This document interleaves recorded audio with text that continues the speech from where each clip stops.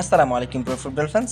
দর্শক, আপনারা সকলে জানেন ইউএফএ চ্যাম্পিয়ন্স লিগের কোয়ার্টার ফাইনাল ম্যাচগুলো চলতেছে। তো গতকালকে মুখোমুখি হয়েছিল পিএসজি এবং বার্সেলোনা।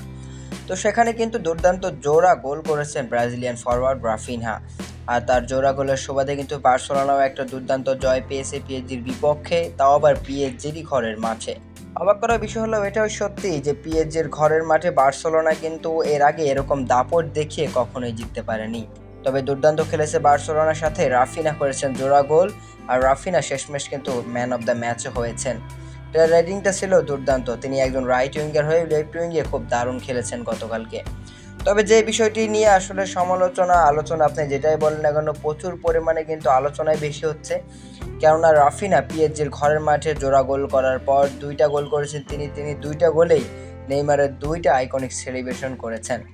তো ঠিক কী কারণে নেইমার জুনিয়রের সেলিব্রেশন করলেন রাফিনা, এরকম একটা পোস্টের সম্মুখীন হয়েছিলেন তিনি ম্যাচ শেষে।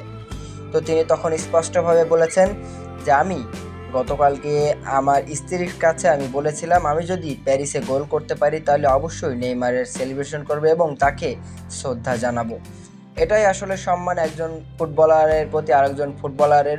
নেইমার জুনিয়র তার ব্রাজিল ফুটবলে তার সতীর্থ, তবে ক্লাব ফুটবলে তারা ভিন্ন ভিন্ন ক্লাবে খেললেও কিন্তু তাদের প্রতি তাদের যে একটা সম্মানের জায়গা থেকে যায়, সেই জায়গা থেকে কিন্তু রাফিনা এরকম একটা সেলিব্রেশন করে ভক্ত সমর্থকদের মনে করিয়ে দিয়েছিলেন যে প্যারিসে যদি নেইমার থাকতো তাহলে আজকে হয়তো এরকমভাবে হার দেখতে হতো না তাদের। তো দর্শক, রাফিনার এরকম একটা সেলিব্রেশন কেমন লেগেছে আপনার কাছে? পার্সোনালি আমার কাছে বেশ ভালো লেগেছে, কেননা রাফিনা ব্রাজিলিয়ান, নেইমার ব্রাজিলিয়ান, প্রতিপক্ষ আছে এমবাপ্পে, যে এমবাপ্পের জন্য নেইমার জুনিয়র প্যারিস ছেড়েছেন।